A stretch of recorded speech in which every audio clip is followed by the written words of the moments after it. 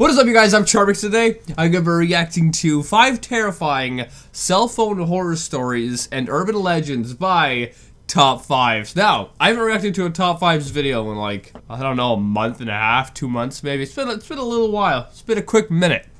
But hopefully it's going to be awesome. I freaking love Top 5s horror related stuff, like the creepy stuff, the spooky stuff. All that stuff. I love it, but at the same time, it freaks me out to the point where I hate it, so... there's a love-hate relationship, but nonetheless, Top 5s is fantastic with the creepy stuff. So anyway, with that being said, the original link's in the description. Make sure you guys go subscribe to Top 5s. That link's also in the description. Without any further ado, let's begin. Oh boy, hopefully I don't get too creeped out on this one. I think the thumbnail was of that weird girl with like the big bulging eyes, if I remember correctly.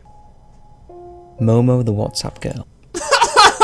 Legit, the first thing is Momo. And I'm Charmx, and this is Momo, and you put them together, you get Charmo.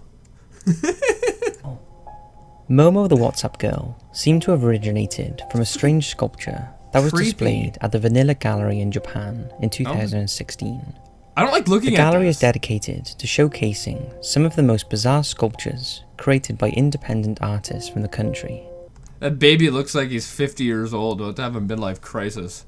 And this particular one was called Guai Bird, which means monster law in China. It features a grotesque female face with half a body and legs of a bird. I don't like that. And to be honest, it's pretty unnerving to look at, especially if you're... No kidding. I don't like looking at it. I just don't like looking at it. I really don't. But this is just the beginning of the story. The image appeared on an Instagram account called Nanaku, and people were curious about its origins. Nanaku did state that she was not the artist, and its true creator was a Japanese special effects company called Link Factory. The image created a bit well, they're freaking good, that's for sure. Of a stir, and started to appear on other Instagram accounts. Shortly after Momo's appearance online, a series of phone numbers were posted on Facebook that could be added to WhatsApp as a way of contacting Momo. I don't like this. This is when things started to get creepy.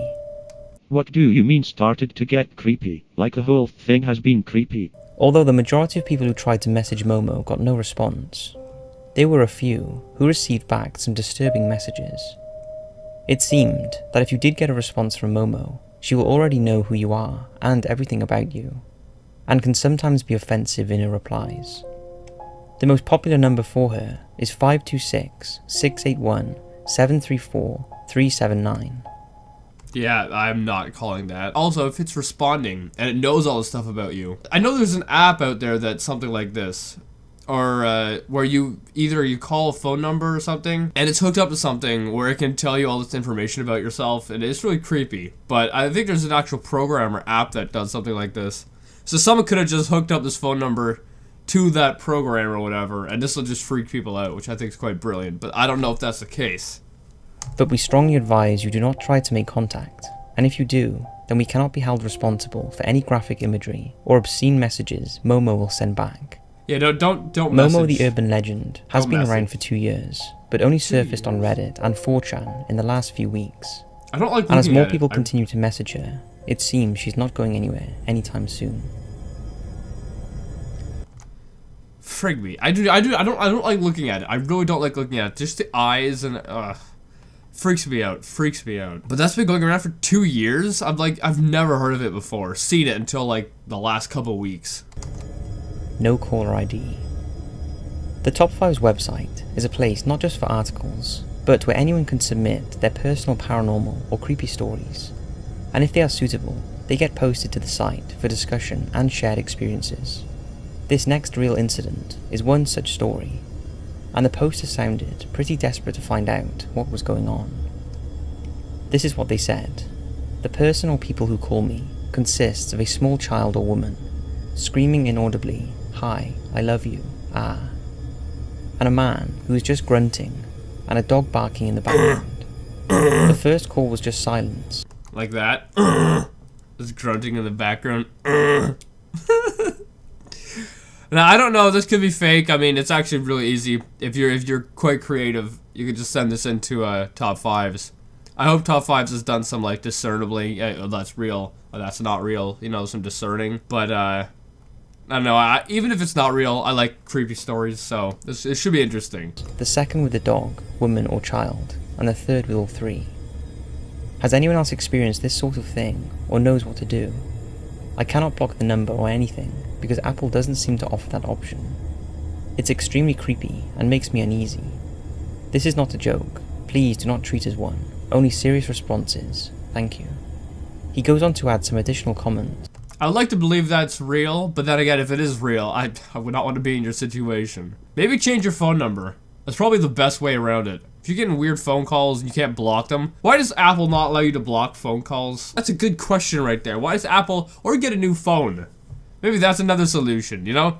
Why does Apple not allow you to block phone calls coming in? They're a freaking $1 trillion company and they don't have a block option? Is this a joke? I don't know, I use Samsung, so I don't know what Apple has. Explaining that he has an iPhone 7 Plus with AT&T, and that he contacted AT&T, and they just recommended not to answer. Or get a new phone, or get a new phone number. That's probably the easiest. That's probably the easiest. Get a new phone number, call all your friends, tell them your new phone number, you're good to go. He also adds that he serves in the United States Navy, and has received these calls in October of 2017, whilst on base, and that the calls started at 10 PM and ended at 11 PM. What was puzzling is the phone is not used for any work-related calls, and is a brand new number that has not been previously used. He ends the post by saying, once again, that this is not a joke, fiction, or something I just came up with. I don't know if it's real, although the person definitely wants to make us think it is. You never know. But if it is real, you gotta change your phone number again, or just get a new phone that allows you to block phone numbers. I really do not think this person is lying, but what do you think is going on? And have you had any similar creepy calls like this? Not like that. Mysterious photo ends up on phone. This next real story was sent to me by Michael, and it was his parents, in particular his dad, who experienced it. Michael's dad was on a vacation in Dublin, Ireland, staying in a hotel, and one day he left his phone in the hotel room for the entire day. When he got back to his room, he noticed his phone had moved and was in the corner of the room. He figured that the maid or room service must have put it there. Well, someone definitely moved it, that's for sure. And thought nothing of it. Later that night, when he was flipping through his photos, he noticed a weird photo taken on his phone. It was the only photo taken during the day he had left his phone in the hotel room. I don't like and that. was a picture of two people he had never seen before in his life. If you study the image, it appears to be dark and taken in a possible doorway. The woman appears to be distressed, according to Michael, and the man looks ominous. It's freaking creepy. I don't like this. I don't like this. To this day, Michael's parents have no idea who was in the photo, who took it, why they took it, or whether there was anything sinister going on. Take a good look at it, and let me know what you think, or whether you recognize either of the people in the shot. I don't think it's anything sinister. It's just weird. I don't like that. I don't like that. Well, that should teach you a lesson. Why would you leave your phone in the hotel room anyway? Like, don't leave anything valuable in a hotel room, because it can either get stolen or, well, apparently this can happen now as well. 630-296-7536. Not calling it. If you're brave enough to call it, Nope. although I advise you not to, this is Nope. what may happen. The call will be answered by an organisation called Booth World Industries, a company who specialises in remodelling. All this sounds Okay. legitimate, until you realise the remodelling is not about construction, design, or anything else you would typically associate with the term. Is it like remodeling your body or whatever? Like a surgical place or something? But rather, the remodelling of a person's life and death. Oh. The initial contact will lead you to two possible scenarios. A recorded message that goes something like this. You have reached Booth World Industries. Your number has been logged and traced. A service representative will be with you shortly. We at Booth World Industries say thanks. You have a marvellous day. Yeah, I don't think it would be possible to have a good day after that. An answer message tone is then heard, inviting the caller to leave a message. If you are wise, you won't leave a message and will hang up, and that will be the end of it. Or so you would think, until a few hours later you may get a call back from an anonymous number. If you don't answer, then this slightly unnerving automated message will be left on your answer phone. You attempted to contact Booth World Industries. We have your information on file and would like to speak to you about scheduling your remodeling session. Wait, is this like a thing from like the movies or whatever where, you know, you want to get a new life, so you call up this number, and they do everything to get you like new papers and everything, and put you in a different country and a new home? Kind of like the Witness Protection Program? We strongly recommend you return our call at your earliest convenience, and thank you for your interest in our remodeling service, and hope you have a marvellous day. Or if you do answer, you may be greeted by the live voice of a slightly robotic but polite female representative, who will ask you for your full name. At this point, most callers will give a false name. However, it's said that this is a mistake, as the representative will know and calmly call you out for providing false information. What is this though? What is this? This is freaking creepy. They are intent on scheduling a remodeling appointment. Nah. In one particularly chilling case, a caller supposedly gave the name of an ex-girlfriend as a joke, and strangely the representative accepted this. Then on the scheduled day, his phone rang. He also heard in the background the voice of his ex-girlfriend. She was screaming. Then he heard a choking sound, and then silence. The next voice on the line was a man who explained that the scheduled remodeling on his ex-girlfriend had been carried out. This is a hitman service? What is this? How come police haven't looked into it? Like, no. It was at this point that he realized he had unwittingly called out a hit on his ex. So it's like a hitman service. This is how... What? This is just one of the many experiences people have had after calling the number.